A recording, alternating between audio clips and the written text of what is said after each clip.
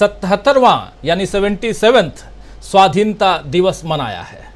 PM Narendra Modi ने doctor Manmohan Singh की बराबरी करते हुए 10वीं बार लाल किले पर झंडा तो फहरा दिया, लेकिन इस महत्वपूर्ण मौके की गरिमा बनाए रखने की जगह मोदी जी ने चुनावी रैली की तरह लाल किले से भाषण दिया। मोदी जी ने यह तक कह दिया कि अगले साल भी वो ही झंडा फहराएंगे और इसी लाल किले से कुछ अलग अलग तस्वीरें आपके सामने आ रही हैं। इन तस्वीरों के जरिए आज के इस उत्सव को हम आप तक पहुंचा रहे हैं। मोदी जी से पहले भी 13 प्रधानमंत्री, मोदी जी आप जानते हैं 14वें प्रधानमंत्री हैं देश के, 13 प्रधानमंत्री आजाद भारत में हो चुके हैं और उन सब में भी कोई ना कोई खामी रही होगी, मगर इतनी आत्ममुग्धता से कोई भी प्रधानमंत्री ऐसा ग्रसित नहीं रहा होगा जैसा मोदी जी दिखाई देते हैं, क्योंकि उन्होंने साफ साफ आज कहा कि अगली बार भी मैं ही झंडा फहराऊंगा। खैर, पीएम मोदी के भाषण का विश्लेषण अपनी अपनी तरह से लोग कर रहे हैं, लेकिन विपक्ष ने आज बता दिया है कि पीएम मोदी ने लाल किले की प्राचीर से अपना विदाई भाषण दे दिया है। यह विपक्ष का कहना है। साफ शब्दों में कहूं तो मोदी की विदाई विपक्ष ने आज तय कर दी है। आपको बता दूं कि जेडीयू ने तो कल ही कह दिया था, जनता दल यूनाइटेड, उसने कल ही कह दिया था कि इस बार लाल किले से प्रधानमंत्री आखिरी बार भाषण देंगे। वहीं कांग्रेस अध्यक्ष मल्लिकार्जुन खड़गे ने भी आज कहा है कि मोदी अगले साल फिर झंडा फहराएंगे, लेकिन अपने घर के ऊपर, लाल किले पर नहीं। खड़गे ने यहां तक कहा कि हर व्यक्ति कहता है कि हम बार बार जीत कर आएंगे, लेकिन आपको जिताना या हराना ये जनता के हाथ में है, मतदाताओं के हाथ में है। 2023 में कहना कि 2024 में एक बार फिर मैं झंडा फहराऊंगा, ये अहंकार है। अगर वो स्वतंत्रता दिवस पर भी विपक्ष पर टिप्पणी करते रहेंगे तो वो देश का निर्माण कैसे करेंगे, ये कह रहे थे मल्लिकार्जुन खड़गे। सुनिए जरा। सर, मणिपुर के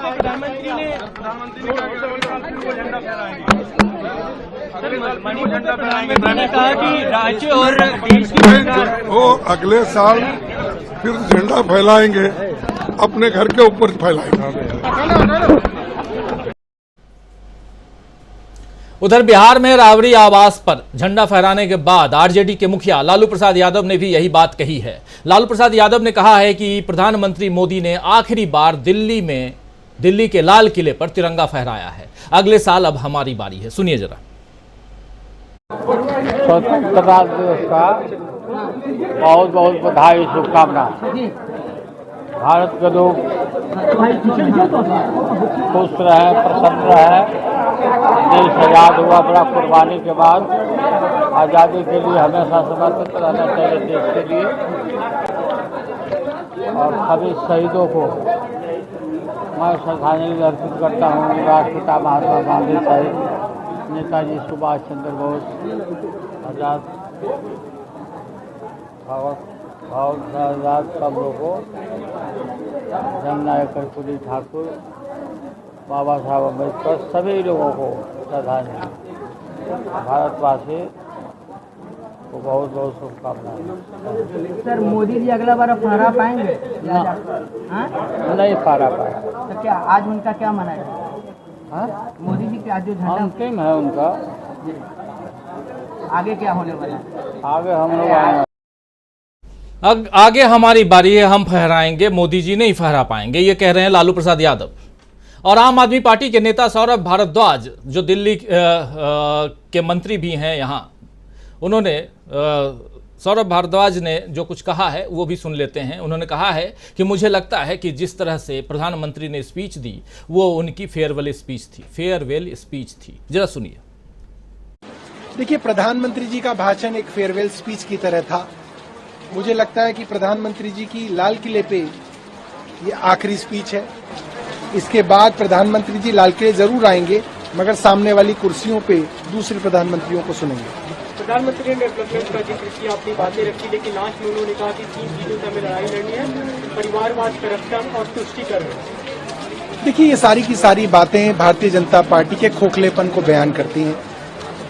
भारतीय जनता पार्टी के हर राज्य के प्रमुख नेताओं तो कुल मिलाकर विपक्षी नेता जिस तरह पीएम मोदी के भाषण को लाल किले से उनका आखिरी भाषण बता रहे हैं, वो केवल हवाई दावे तो नहीं हो सकते दोस्तों, क्योंकि ये सभी नेता जमीन से जुड़े हुए हैं और जनता से जुड़कर राजनीति करने वाले लोग हैं ये नेता जो हैं, और ये लोग जनता की नब्ज को जानते हैं। इसीलिए इस भाषण को मोदी का विदाई भाषण कहना यह बता रहा है कि अगर सब कुछ संविधान के मुताबिक चलता रहा, सब कुछ अगर संविधान के मुताबिक चलता रहा तो देश की राजनीति नई करवट लेने के लिए तैयार है। अगर इन लोगों की बातों पर आप गौर फरमाएं तो कांग्रेस, आरजेडी, जेडीयू, आम आदमी पार्टी सभी इंडिया के जो गठबंधन हैं, इंडिया के ये सदस्य हैं, और इस वक्त ये इंडिया ही मोदी की सत्ता के लिए सबसे बड़ी चुनौती बनकर खड़ा हो गया है। मोदी आज जहां अपने भाषण में महिलाओं की पीड़ा, किसानों के दर्द, गरीबों की तकलीफों, अल्पसंख्यकों की हताशा और युवाओं की कुंठा पर बात करने की जगह परिवारवाद, भ्रष्टाचार और तुष्टीकरण की जुमलेबाजी कर रहे थे, तो वहीं उधर दूसरी तरफ राहुल गांधी ने आज भारत माता को लेकर के अपने विचार देश के लोगों के सामने प्रकट किए हैं। राहुल गांधी की निगाह में भारत माता के मायने क्या हैं और भारत जोड़ो यात्रा से उन्हें क्या हासिल हुआ, कैसे लोगों के प्यार ने उनके दर्द को हरा दिया, ये सारी बातें देश के सामने उन्होंने साझा की है। कुछ अखबारों में अलग अलग भाषाओं में उन्होंने अपने इस आलेख को, इस आर्टिकल को आज प्रकाशित करवाया है। छपा ही आलेख जिसमें भारत माता हर एक भारतीय की आवाज, आप देख लीजिए, जो बात दिल से निकलती है वो दिल में उतरती है। 4 पन्नों का ये आलेख है। जरा आखिरी पन्ने पे आते हैं सीधा। जो बात दिल से निकलती है वो दिल में उतरती है। उसके बाद बिल्कुल आखिर में जो है वो कह रहे हैं कि भारत माता जमीन का टुकड़ा भर नहीं, कुछ धारणाओं का गुच्छा भर भी नहीं है, न ही किसी एक धर्म, संस्कृति या इतिहास विशेष का आख्यान, न ही कोई खास जाति भर, बल्कि हर एक भारतीय की पारा पारा आवाज है भारत माता। चाहे वो कमजोर हो या मजबूत, उन आवाजों में गहरे पैठी जो खुशी है, जो भय और जो दर्द है, वही है भारत माता। यहां भारत माता कौन है ये बताने की कोशिश कर रहे हैं राहुल गांधी। और इनसे अभी, क्योंकि भारत माता की आपने हत्या की है, ये भाषण उन्होंने दिया था राहुल गांधी ने सदन के अंदर। उसके बाद से राहुल गांधी के ऊपर सवाल उठाए जा रहे थे।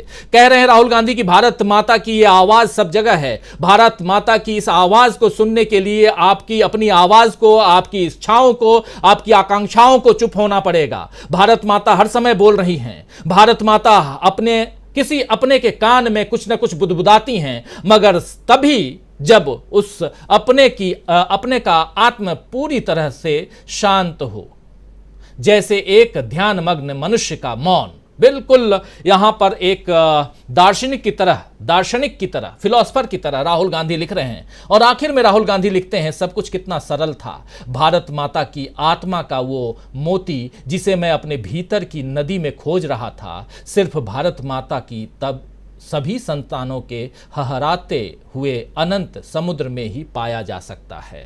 ये राहुल गांधी कह रहे थे अपनी इस चिट्ठी में कि भारत माता को जिसको मैं खोज रहा था वो कहाँ मिल सकती है। भारत माता, जो बात निकलती है, दिल से निकलती है, वो दिल से ही उतरती है। ये भारत माता के विषय में जो 4 पन्ने की इन्होंने चिट्ठी लिखी है, उसी चिट्ठी का मर्म यहाँ आपके सामने हम रख रहे थे। इस चिट्ठी को आप देख रहे हैं। राहुल गांधी बहुत कुछ यहाँ बताते हुए, बहुत कुछ यहाँ सुनाते हुए नजर आ रहे हैं। और आखिर में जो उन्होंने लिखा है कि वो मोती जिसे मैं अपने भीतर की नदी में खोज रहा था, सिर्फ भारत माता की सभी संतानों के हहराते हुए अनंत समुद्र में ही पाया जा सकता है। तो दोस्तों, एक तरफ राहुल गांधी हैं जो भारत जोड़ो यात्रा के अपने अनुभव से बता रहे हैं कि किस तरह भारत माता की आवाज को सुना जा सकता है, और दूसरी तरफ है पीएम मोदी जो 15 अगस्त के मौके पर भी अपने मन की बात ही करते नजर आते हैं। राहुल इंडिया की आवाज बन रहे हैं और मोदी इंडिया शब्द से ही परहेज करने लगे हैं। नरेंद्र मोदी ने आज अपने 90 मिनट के भाषण में लगभग 10,000 शब्दों का इस्तेमाल किया है, यानी कि 10,000 शब्दों का भाषण आज नरेंद्र मोदी ने 90 मिनट में दिया है, जिसमें 88 बार प्रधानमंत्री नरेंद्र मोदी ने भारत शब्द का इस्तेमाल किया, मगर एक बार भी इंडिया शब्द नहीं बोले। इसी लाल किले से मोदी जी कभी स्टार्टअप इंडिया से लेकर मेक इन इंडिया तक का नारा दिया था। आप याद कीजिए, हर चीज में इंडिया। लेकिन अब वो इंडिया कहां गया? क्या डर रहे हैं मोदी जी इंडिया नाम से? आखिर मोदी जी इंडिया शब्द से भागते हुए नजर क्यों आते हैं? इंडिया से ये परहेज करके क्या मोदी अपनी वापसी तय कर पाएंगे, या विपक्ष का गठबंधन इंडिया जो है उनकी विदाई तय कर देगा? जब विदेश में जाएंगे मोदी जी तो वहां भी भारत बोलेंगे या इंडिया बोलेंगे? उनके सामने G20 देशों की अगले महीने बैठक है, उस बैठक में वो इंडिया बोलेंगे, we welcome you India, in India या इन भारत?